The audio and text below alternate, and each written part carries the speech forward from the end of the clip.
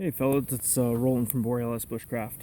Um, just yeah, videotape a little bit of fire here while I talk to you. No point doing the whole selfie videotape thing because I pretty much have a radio face, as my partner John so puts it eloquently. Um, so how did I come to know the things that I know and do the things that I do? Well, it started a long time ago when I was a kid.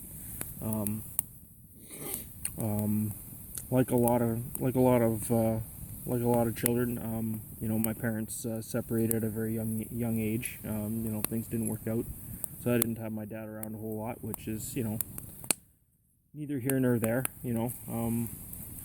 But I even growing up through school, used to go down to the bike trails and you know ride my bike and go build forts and stuff as a kid, and at a fairly young age. And there wasn't the whole helicopter parent thing going on way back then, and not to the extent that it is now. I mean, it's very rare you see kids playing outside anymore. Sometimes it's kind of funny, but and not funny at the same aspect. But one of the things that my mom really did for me, she got me enrolled in Scouts, the Scouts Canada program at a very young age. I believe I was eight, eight, eight I think eight, and I went through 3 years of Cubs, and then got into Scouts, and I stayed in Scouts until I was probably about 16. At the age of 12, I got involved in the martial arts, and I started getting competitive as the older I got. And I didn't have room for both, but I still enjoyed the outdoors. So I would consistently go, with my friends down to. I just got an ember that sitting on my canvas pants here made a little bit of a hole. That's a first. Anyway, I'm like, why is my leg hot? Yeah, whatever. Paying attention to you, not paying attention to my surroundings here.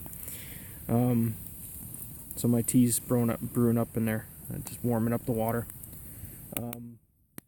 Nikki's over here. She's digging for something. I don't know. What are you eating, dog? Anyway, back at it here. So I ended at the age of 16. I got out of Scouts, started doing a lot more competitive martial arts and stuff.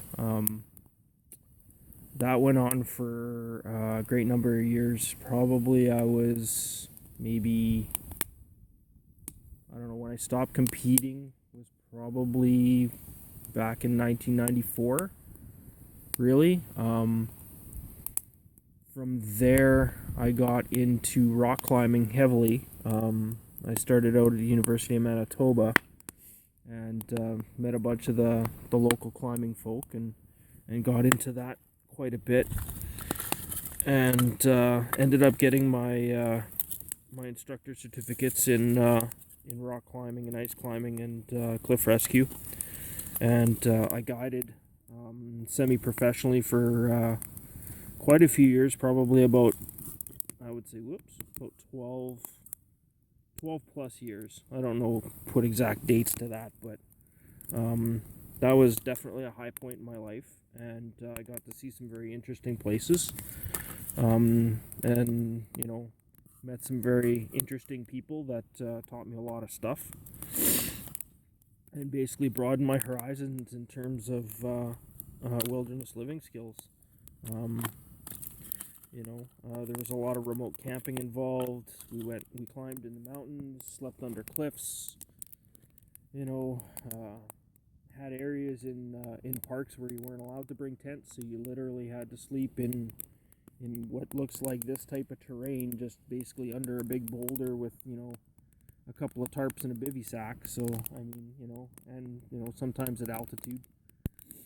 But that led me into really developing my my wilderness skills, because I learned a lot of things that worked and a lot of things that didn't.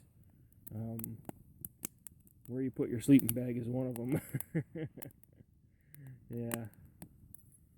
gravity sucks because water runs completely downhill, and yeah, pretty much, yeah, got dripped on for probably the first night out of a week, and then I relocated my my bivvy to a different area, but anyway, that's another nightmare. From there, I basically, after I stopped climbing, met my wife, got married, had kids. We kind of stopped climbing. Her and I climbed for a few years, before we had children, but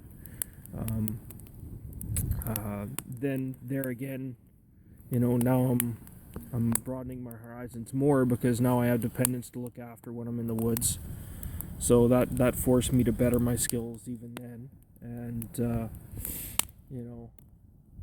from there, I basically, once we stopped climbing,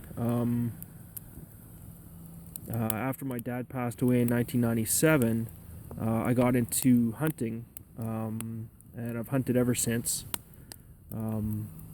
Mostly deer, small game, birds, upland game bird, that kind of thing. So, snaring rabbits, stuff like that. So when, now that I had a family to provide for, that was one of the reasons that, I could now put some of my skills to good use. And, things progressed from there, and, I met some interesting people in different communities, and, my water's starting to boil, sorry. Squirrel! Anyway, easy to get sidetracked doing these videos, I tell you.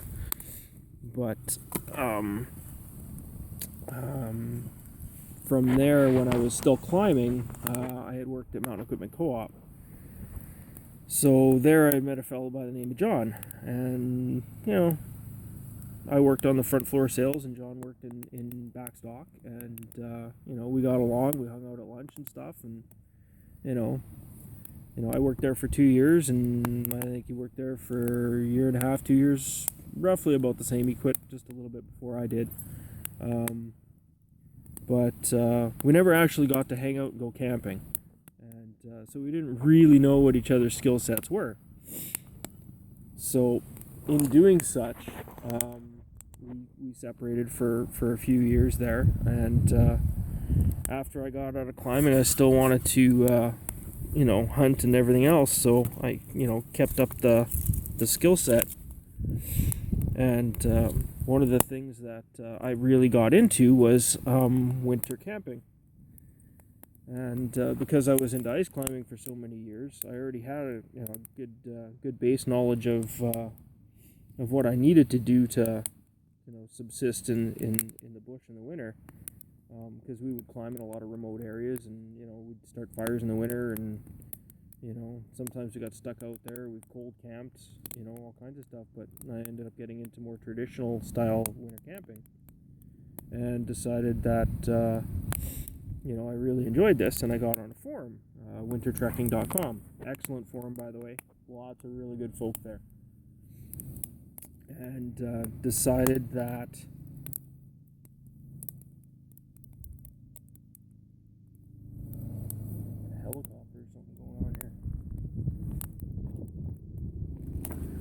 not sure what's going on over here.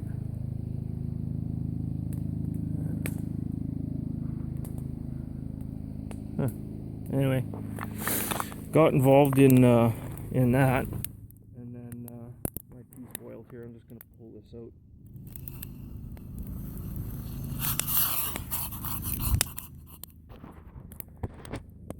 Pull this apart.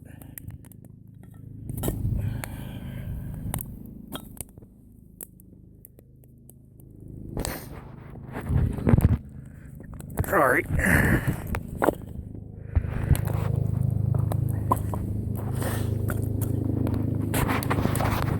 So yeah, anyway, I'll pause, get back to you.